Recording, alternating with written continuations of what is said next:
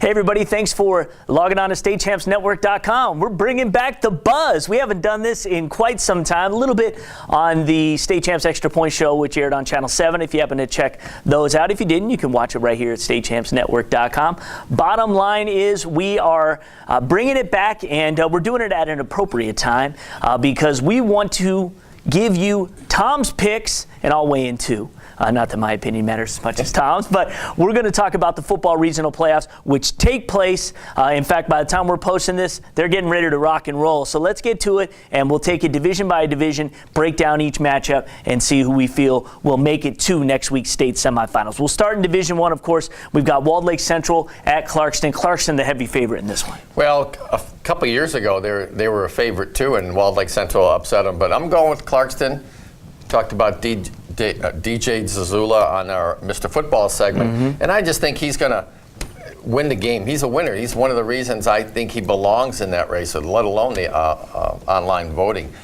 He's just a winner. I mean, he lost one game since he's been starting at Clarkston. So I think on the other side, too, the quarterback is going to play a big role in if Walled Lake Central can pull it out. Well, Nick Crum has had a great year. In fact, Bob Meyer told me, he says, I'll take mine any day, which a coach will say. Of course. He's got to back his quarterback. That's right. And Nick, he's a great player. He doesn't throw the ball like DJ does. They don't ask him to throw the ball. But it should be a highly entertaining game. And it'll be the first time I've seen Clarkston since opening week against Dakota. Right, and one more note on this game. We obviously expected Clarkston to have a great season. 11-0 is a great season. Right. Walled Lake Central, 9-2. That really came out of nowhere. Yeah, they had a lot of injuries last year. Bob Meyer was telling me that he thought this season was going to be a good one. And obviously it has. They've made some noise in the playoffs, lost a couple during the regular season. And really their defense has really come on. I'm not sure their defense was this good as well as they're playing right now. Let's get to the other one. Canton at Saline. Canton's just rolling.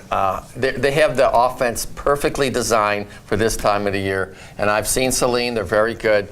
I think it's a good matchup. Both teams like to run it, but in different ways. Canton will just kind of power you with their wing and their tight T formation, whereas Saline likes to spread it and run the ball that way. I like Canton. I don't know if Saline can stop what Canton brings on the ground. I thought it was interesting that you noted in your summary, which you can watch at StateChampsNetwork.com. Just go to In Play with Tom Markowski under News and Blog. But you mentioned that the fact that one team that Canton lost to was a Heartland team that ran the spread, which is what Saline does. Yeah, and Heartland, they're kind of an up-and-down team. They kind of folded at the end, but they played well during the season. And I remember talking to Tim Beckler, the coach at Canton, right before they played Heartland. And I said, I think it was the second game of the season, and he was studying film, and he says he was just going nuts trying to figure them out. But yeah, you're right. There's a lot of teams that run the ball, but they'll run it with the spread, and sometimes there's people misinterpret the spread offense, that all you do is wing it. That's not true. A lot of teams like to spread the field to open up the lanes, to create running lanes for their running backs, and that's what Heartland did. All right, we're giving you our picks for the regional playoffs in football in the state of Michigan. Chip Valley, a surprise here in the regionals, but going to a very tough Cass Tech. Battle-tested Cass Tech. Yeah, Saturday afternoon in Detroit, downtown. It just doesn't sound good for the Big Reds. So field conditions will be perfect. Oh, yeah. Yeah, well, hopefully, like I told Scott Merchant at Chippewa, I said maybe it'll be cold enough that it'll be just frozen and not all muddy. But I like Cass in a close game here. I think Chippewa has played really well. Look what they did in the playoffs. They beat two teams that they lost to during the regular season, and they beat them pretty good, except for the Dakota game where they had to block an extra point. But I just think they're playing very well right now, Chippewa. I think they're going to keep it close. But it's the Mike Weber in the offensive and defensive lines for Cass Tech. I think it's just too much of an advantage for the technician. Yeah, and I think really the difference is going to be is the play this season of Mr. Football candidate Mike Weber. It seems when the games get bigger, his performance shines even brighter, and he has been carrying the load lately. I don't think there's been a running back recently that's really carried the load as well as Weber's, because they know they're not going to throw it. Rodney Hall's is a sophomore quarterback. They're not going to rely on him, Cass.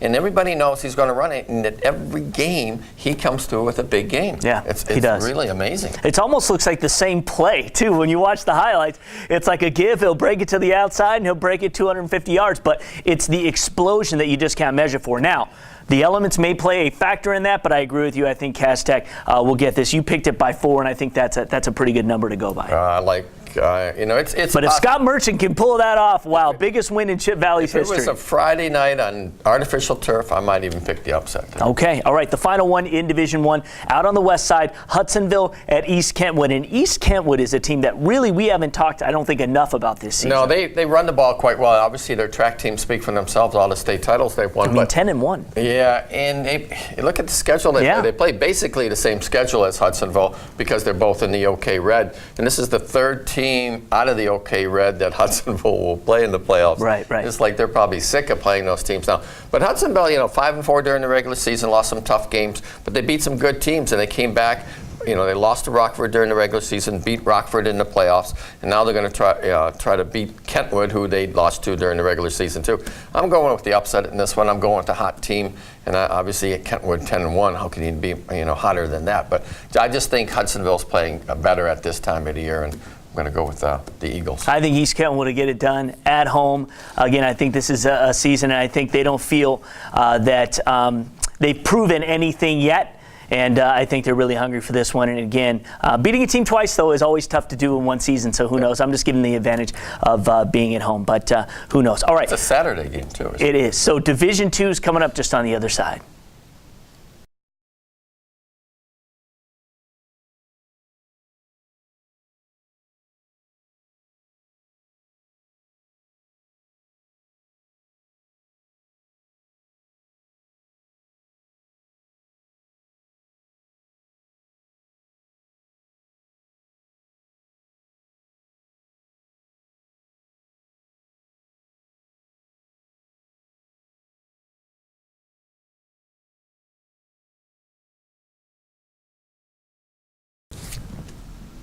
Hey everybody, thanks for tuning in to a version of The Buzz. We haven't done this in a while. Tom Markowski, Lauren Plant here, state champs, picking the football regional playoffs. So if you happen to check this out before the games, you can see how we did. Maybe check it out after the games, you can see how we did. But we want to get into Division II. We already picked Division I. Division II, of course, is always an intriguing division, and of course, led by Brother Rice over the last several years. But always some great teams. Muskegon not in that mix now, so who plays Brother Rice? Should that play out is always going to be up could be another Muskegon team. It could be, and that's where I wanted to start with is Battle Creek Lakeview at Muskegon Mona Shores. We have a feature story on Muskegon Mona Shores for this week's show that even includes an interview with Detroit Red Wings and Muskegon Mona Shores alumni Justin Abdelkader, who played there at Mona Shores, has been really pumping up his school. Obviously a good hockey town and good hockey definitely, high school. Definitely. A great golf high school too, but let's talk football. Last year was the first year they got to the playoffs, Mona. In over like 50 years. They started in like 62. They've been terrible. I mean, they commonly go 1-8, 2-7. And how do you go from making the playoffs first time last year to being really a title contender? Yeah. Let's make no mistake, they are a title contender. They're not some just flashy team that has a sparkling quarterback that's in the Mr. Football race. They run the ball well. Deontay Moffitt's an excellent running back. They got receivers that can go get it. Their defense has really played well in the playoffs.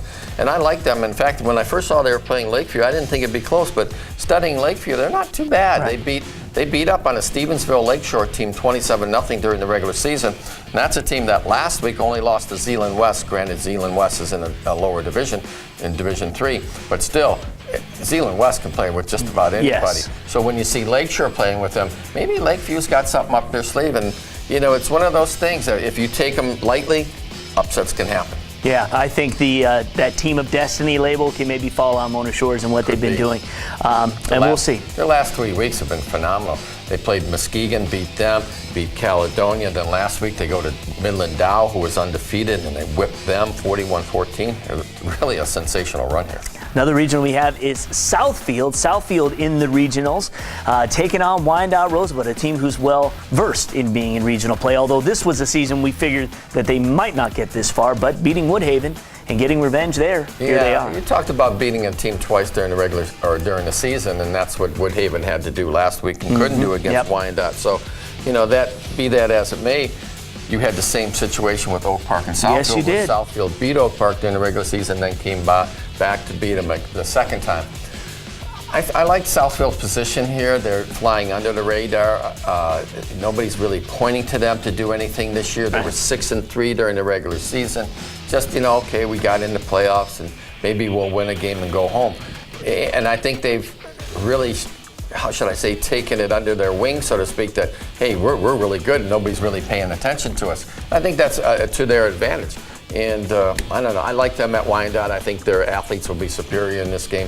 I think Wyandott's going to find it real tough to score. So I was going to ask you, what do you think really stands out for Southfield? I mean, what is this team's 8-3? Obviously, they play in a tough white division in the OAA. What is it about this team that you think makes them a little special? Well, I think for one thing, they're a cold-weather team, their offense. They like to run the ball perhaps more than they had in the past. And also, their secondary is excellent. Yes. And when we talk about their secondary, they might not be any team in the state as good as they are in the secondary.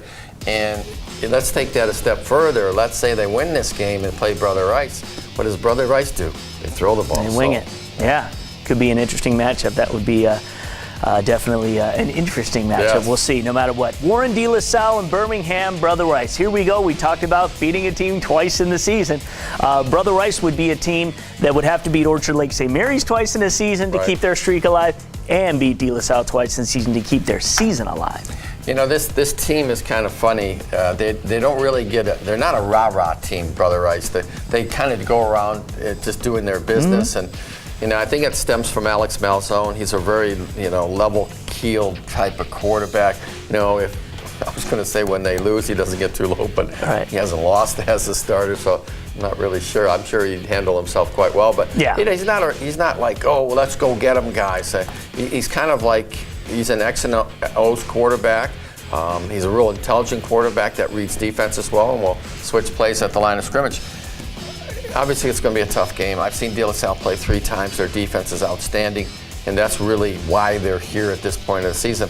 But last week, I didn't like what I saw against East English. There were too many mistakes, and I'm talking little things like jumping off sides, illegal procedure. Plus, there was a couple of turnovers they had. Now, granted, week to week, teams change. And do you think maybe they were looking ahead a little bit? It very possibly could be because of the statements that Paul Verska made after the game saying, we want Brother Rice, we want the pumpkin head. So, and I don't take that too much. Yeah, we don't take personally, I don't take that too much. No. Because Brother Rice has been called pumpkin heads millions of times. Halloween high. Yeah, so that's not a big deal. No. But, I don't know. You're going to play Brother Rice, just be done with it. But let me lay this out for you. They played 11:30 a.m. Saturday morning.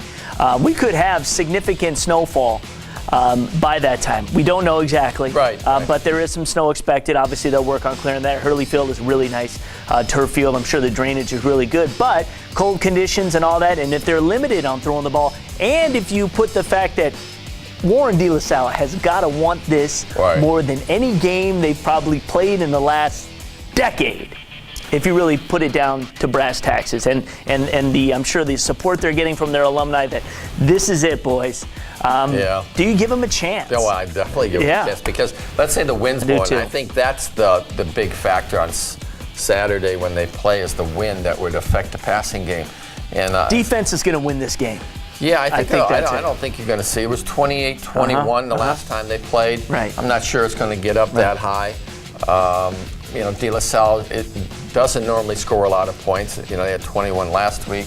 Yeah. Joey Garbarino does a nice job, but he's not he's not going to throw winging the ball 60 yards down the field to get you a quick touchdown. But I know De La Salle's got a shot, and like I said on my story in my capsule online, this is back to the scene of the crime because it was last year at Hurley Field that De La Salle felt that they had one taken away from them, and I wrote that it was intentional grounding, even though they didn't call intentional grounding. But be that as it may, that's all in the past. Yep. You just hope for De La Salle's sake they don't think about that too much and just play the game as it is and not get overly hyped up for the game. If you want to see some good football, I suggest that's a game you go out and check. Dress warm, but it's going to be a physical, real nail. I think a nail biter. It could be. And I think that in the end, though, if you give Alex Malzone a couple minutes on the clock and he needs to go 60, 70 yards, 9 times out of 10, he's going to do that, and he's going to beat you, and he's going to break your heart.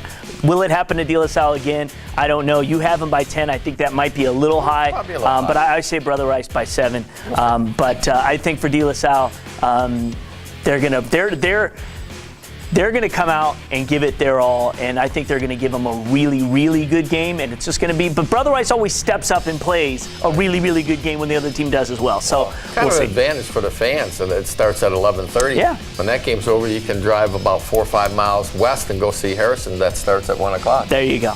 All right, finally in Division II, Flushing at Farmington Hills Harrison, which is where we were going. Yeah, well, I don't know anything really about Flushing. Yeah, I don't know that much about Flushing either, but they had a nice sparkling record at 9-2. Absolutely. But, Harrison's defense, Really good. I just got to believe they're going to come to play Really good. again on this day. The way they played Walled Lake Western and really stymied them. Who, Walled Lake was putting up 25, 30 points. 9 a game points. And, got That's- nine, and they had to go to overtime to get that 9 points. But And weather conditions weren't a factor last week. no, it was nice. That's just good defense. So I got to go with Harrington and the boys that they'll be well prepared for this one. I agree. And being at home, I think Harrison is going to prove this is where experience matters. And a lot of these kids have kind of, I think, a bitter taste in their mouth for what's happened the last couple of years as well. So Yeah, they really haven't made a long playoff run recently. So yeah, exactly. could get them in the semis. No doubt about it. So that is Division II. We will be back, and you can click on Division III next.